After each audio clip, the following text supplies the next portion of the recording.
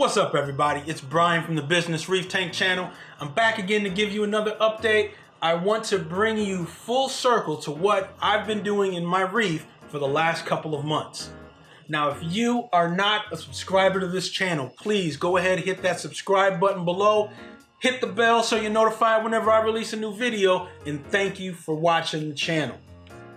So the first thing I want to talk about are the equipment changes that I've made in my system over the last couple of months. Now, probably the biggest change that I've made is I've stopped using the Apex dose to feed my calcium reactor.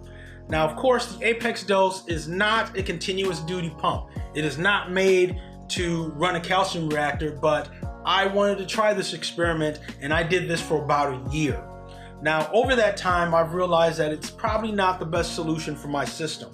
Probably the biggest issue is that the noise that the Apex dose makes. In fact, it makes so much noise, I've put the Apex dose in a completely separate room from my reef tank. That way I can't hear it as much. The second biggest issue that I've had with the Apex dose is that I've gone through about 3 heads in the time that I've been running the Apex dose. Now, my calcium reactor only used one side of an Apex dose, so it was only one head, but over that year's time, I went through 3 changes of that head.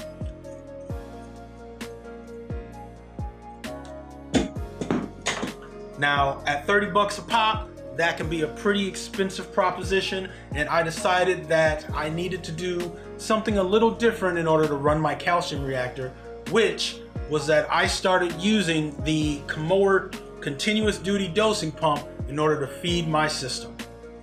Now, the reason I switched to the Chemours, I was listening to a live stream with Reefing with O. I was just kind of lurking in the background. I wasn't saying anything, wasn't talking. And I was listening to Greg Carroll. So Greg was talking about dosing pumps for calcium reactors, and he brought up Chemours. Now, this is a company that does medical grade dosing pumps. This is what this company does. It's not a reef company that's decided, hey, I want to make a continuous duty pump. No, this is their bread and butter. And they just so happen to make a pump for reef keeping. So after listening to Greg talk and after doing my own research on this, I decided I wanted to go ahead and try the Chemours. Now, I really like this pump. It is very simple to use, very simple to set up. It is really a breeze. Now, I haven't really had a lot of time with it, so it's not set up to be bulletproof on my system yet because of the other things that I've had going on in my life, but the setup is so easy that I've been able to put it on and kind of maintain a pretty good range in alkalinity. No problems there.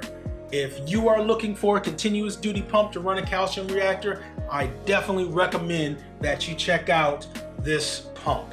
Now, because I stopped using an Apex dose, that means I have an extra Apex dose to use. So I decided to start using that device that was feeding my calcium reactor to do an automatic water change. So in the Apex dose, right now I'm changing 2.3 gallons of water continuously every single day. Now, the reason I'm doing this is because I used to have what I called a 1-button water change on my Apex. Basically, I hit feed D, it pumped water out using a PMUP, and then pumped water back in from my reservoir using another PMUP. Now, this was a slow process, but it was pretty cool. I hit one button, I walk away, and I can change about 10 gallons of water, although it took hours to do.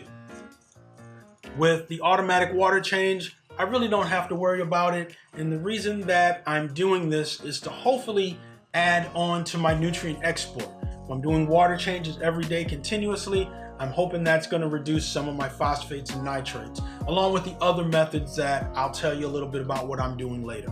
As far as my lighting, I've been running wide-angle lenses on this reef for probably about as long as it's been set up.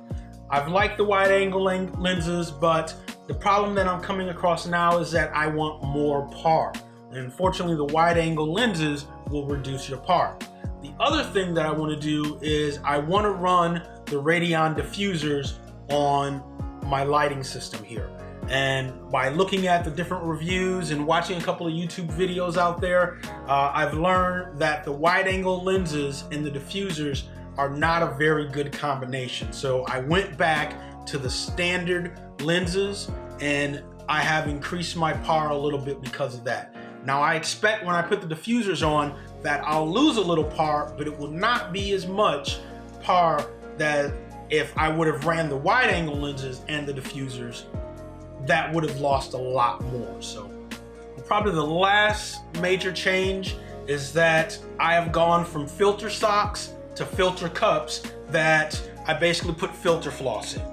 Now I like the idea of the filter cups. I hate changing filter socks. All I do is I put filter floss in the cups, leave it in for a few days, and take the filter floss out. To me, it's a lot more cleaner, and it is a lot easier to do the changes, which probably means I'll do them more, which of course will bring a much cleaner tank. Now, of course, a reef tank is not without problems. Every reefer out there knows that he is basically a professional problem solver. So the biggest issue I've had in the last couple of months is that I had an apex crash. Now, of course, having an apex control every aspect of your system can be devastating if that apex goes down. So, of course, I contacted Neptune. Unfortunately, they weren't able to help me. The reason my apex crashed is because somehow a weird character entered my code and caused everything after that to just fail.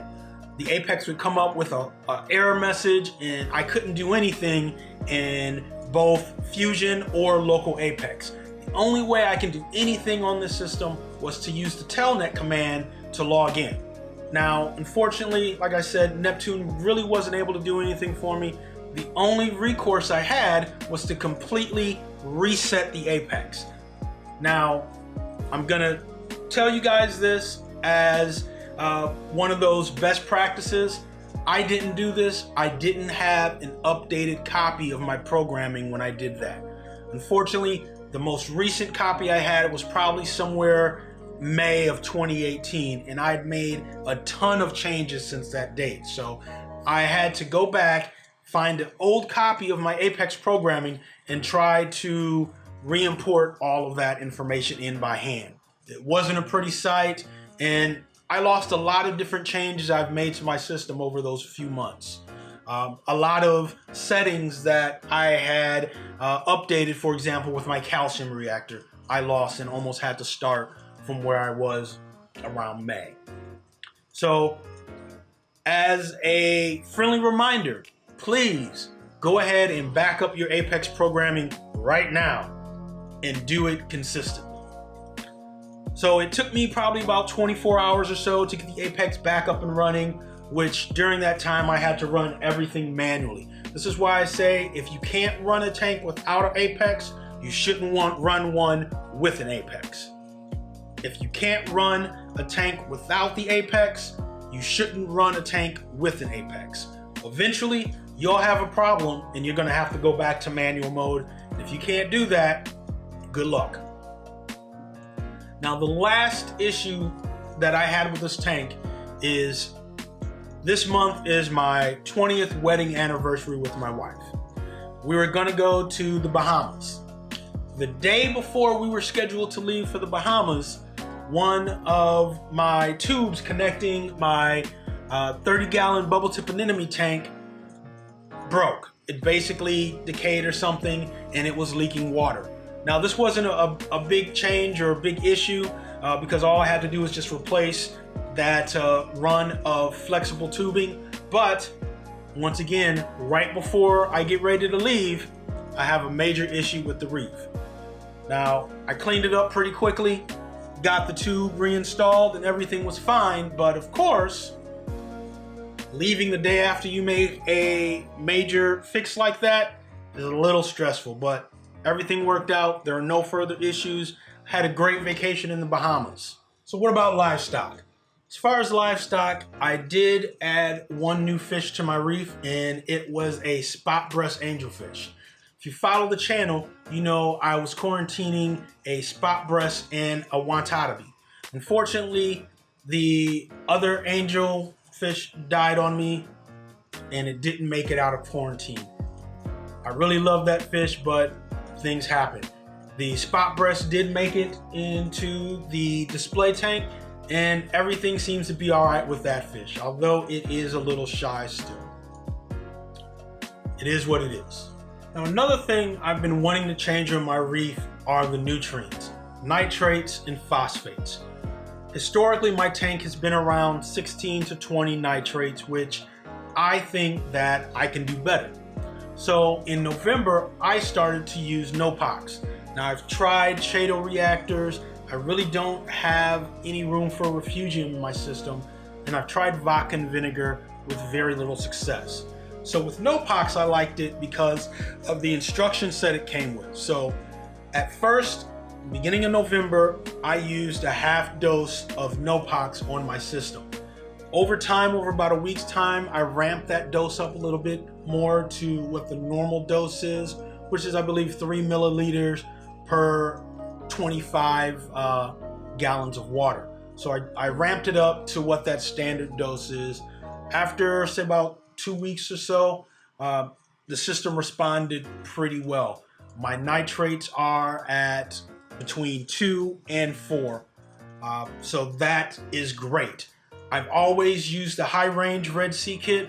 First time I used the high range and it was clear, I went to the low range and I was finally able to register nitrates on the low range test. So this is a good improvement for my tank.